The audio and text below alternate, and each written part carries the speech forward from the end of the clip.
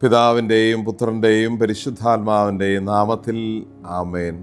ഈശോയുടെ സ്നേഹം നിറഞ്ഞവരെ, ഇന്ന് ദുഃഖവെള്ളിയാഴ്ച ഈശോയുടെ പീഡാസഹനവും കുരിശുമരണവും അനുസ്മരിക്കുന്ന ഏറ്റവും പ്രാധാന്യമുള്ള ആത്മീയ ദിവസം.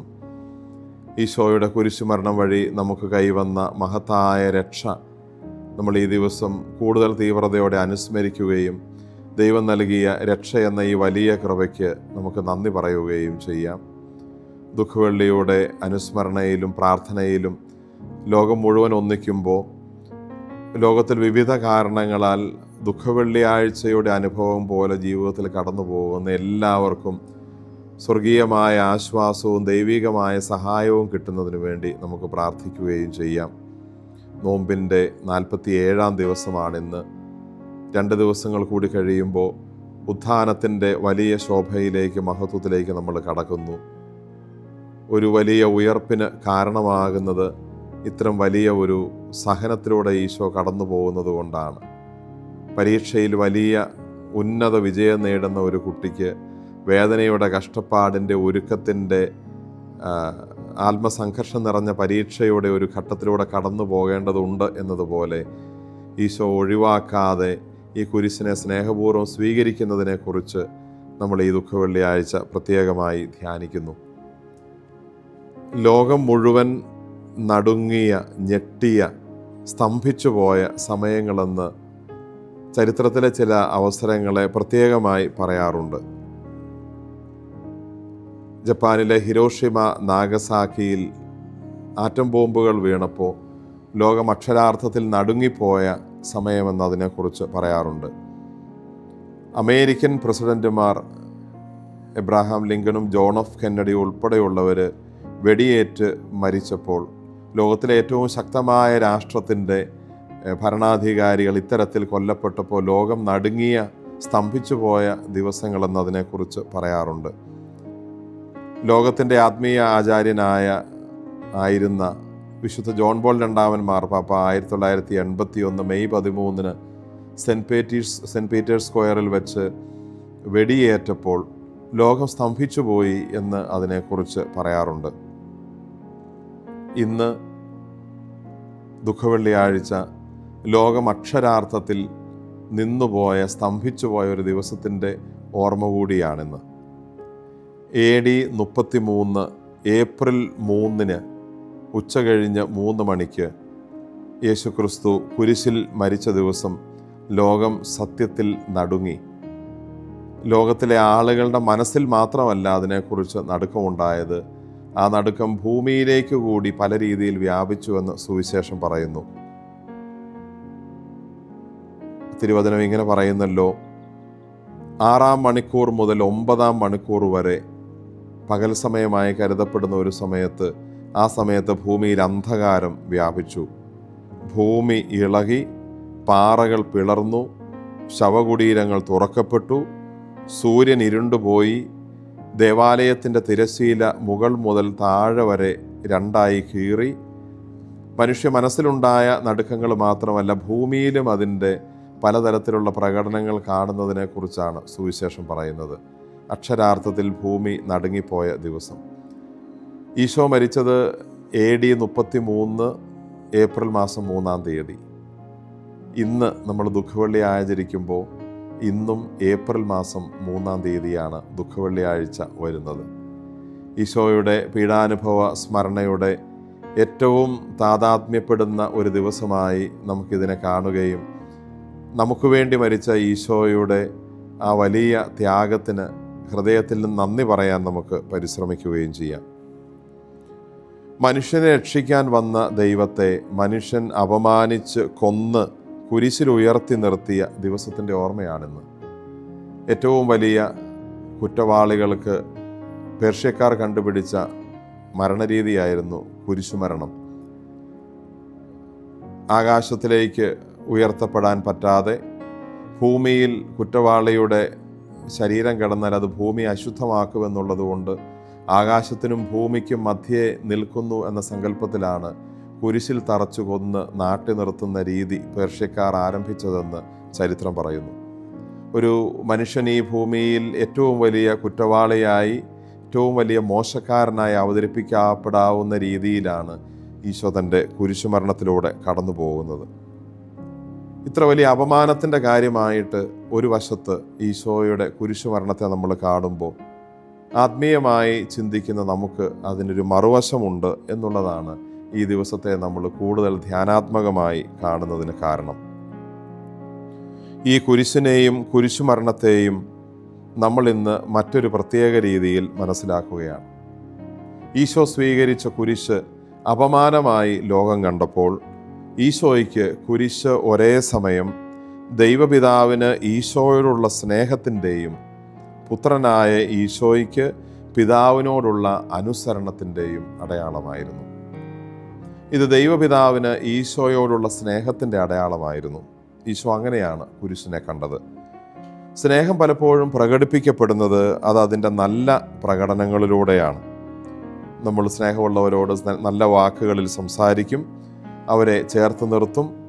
ഒരുപക്ഷെ കുഞ്ഞുങ്ങളാണെങ്കിൽ അവരെ എടുത്ത് ചുംബിച്ച് അവരോടുള്ള സ്നേഹം നമ്മൾ പ്രകടിപ്പിക്കും. സ്നേഹമുള്ള ആളുകളെ നമ്മൾ സഹായിക്കും. ആ രീതിയിലെല്ലാം സ്നേഹം പലപ്പോഴും പ്രകടിപ്പിക്കപ്പെടുന്നത് നല്ല എക്സ്പ്രഷനുകളിലൂടെയാണ്, പ്രകടനങ്ങളിലൂടെയാണ്. ഇതെല്ലാം സ്നേഹത്തിൻ്റെ സാധാരണ പ്രകടനങ്ങളാണ്. എന്നാൽ സ്നേഹം ചിലപ്പോൾ പുറമേ നല്ലതല്ലെന്ന് തോന്നാവുന്ന രീതിയിലും പ്രകടിപ്പിക്കപ്പെടാറുണ്ട്.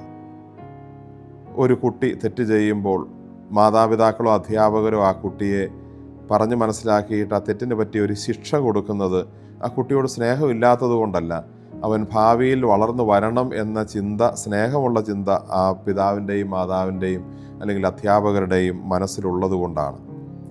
കുട്ടികളെ നിർബന്ധിച്ച് ഭക്ഷണം കഴിപ്പിക്കുന്ന, അവരെ എതിർക്കുമ്പോൾ പോലും നിർബന്ധിച്ച് ഭക്ഷണം കഴിപ്പിക്കുന്നത് അവർ ഭക്ഷണം കഴിച്ച് വളരണമെന്ന സ്നേഹചിന്ത അതിൻ്റെ പുറകിലുള്ളത് കൊണ്ടാണ്. കഴുകൻ കുഞ്ഞുങ്ങളെ പരിശീലിപ്പിക്കുന്നതിനെക്കുറിച്ച് തിരുവചനം ഉൾപ്പെടെ പറയുന്നു.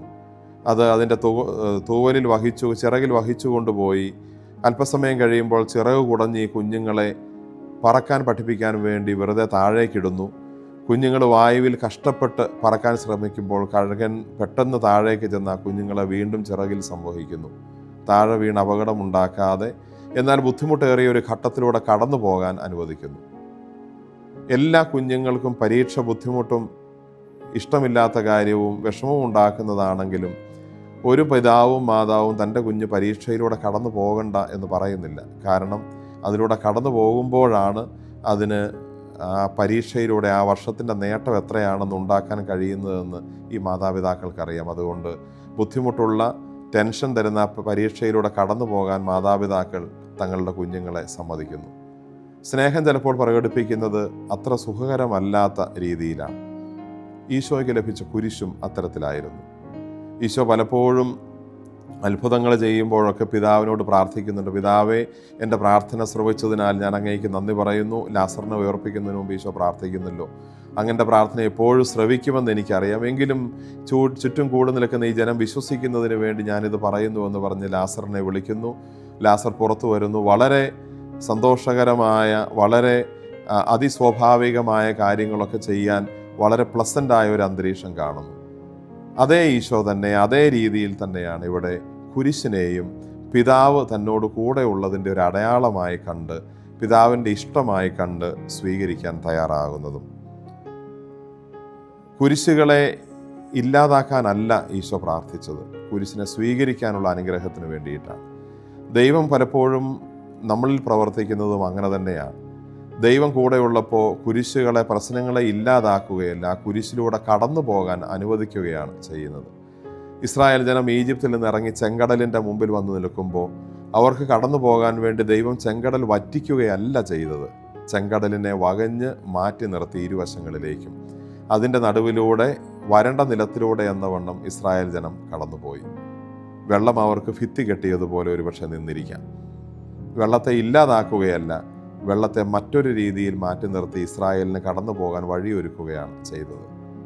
കുരിശില്ലാതാക്കുകയല്ല ഈശോയുടെ കാര്യത്തിൽ ചെയ്തത്, മറിച്ച് കുരിശിലൂടെ കടന്നു പോകാൻ ഈശോയെ പിതാവ് അനുവദിക്കുകയായിരുന്നു, സഹായിക്കുകയായിരുന്നു.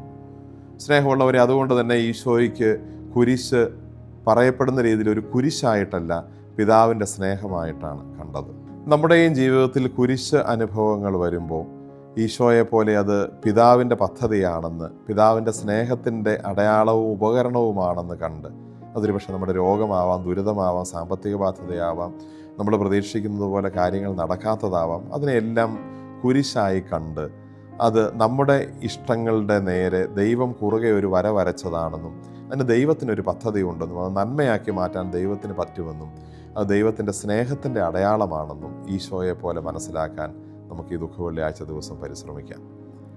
രണ്ടാമത് നമ്മൾ കാണുന്നു, ഈശോ ഈ കുരിശിനെ കണ്ടത് പിതാവിൻ്റെ സ്നേഹം എന്നതുപോലെ രണ്ടാമത്തെ കാര്യമായി മനസ്സിലാക്കിയത് ഇത് തനിക്ക് പിതാവിനോടുള്ള അനുസരണം പ്രകടിപ്പിക്കാനുള്ള വഴിയാണ്. ഈശോയ്ക്ക് കുരിശിന് രണ്ട് സാധ്യതകളാണ് ഉണ്ടായിരുന്നത്. ഒന്നുകിൽ സ്വീകരിക്കാം, അല്ലെങ്കിൽ തള്ളിക്കളയാം. ഈശോ ഈ ലോകത്തിലേക്ക് വന്നതും കുരിശ് എങ്ങനെ തള്ളിക്കളയാമെന്ന്, മാറ്റിക്കളയാമെന്ന്, ഒഴിവാക്കാമെന്ന് പറയാനല്ല, മറിച്ച് കുരിശിനെ എങ്ങനെ സ്വീകരിക്കണം എന്ന് കാണിച്ചു തരാനാണ്.